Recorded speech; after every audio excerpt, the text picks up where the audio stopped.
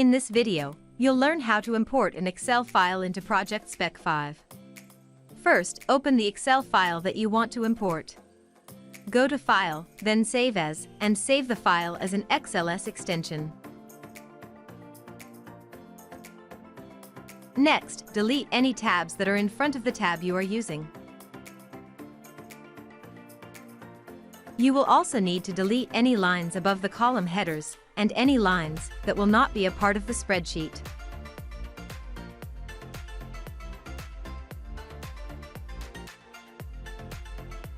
The next step is to unhide any columns in the Excel sheet. Once all the columns are visible, then delete columns you do not want to import. This helps to simplify the import process. Select the entire spreadsheet again, and make sure that all cells are in the general format. When that step is done, click Save and close the Excel file. Next, open up Project Spec 5.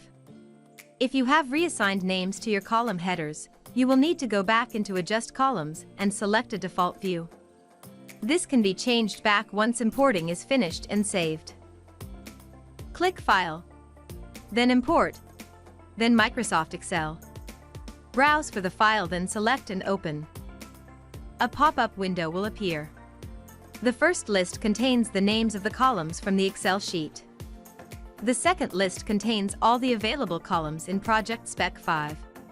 The last list connects the two columns to create the import. If the column names from the Excel and Project Spec 5 list match, they will automatically be paired in the third list. If you need to reassign a column, uncheck from the Excel list, then recheck and select from the Project Spec 5 list.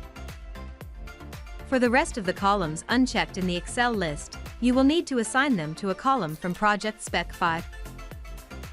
To do this, check a column from the Excel list, and then check the corresponding column from the Project Spec 5 list.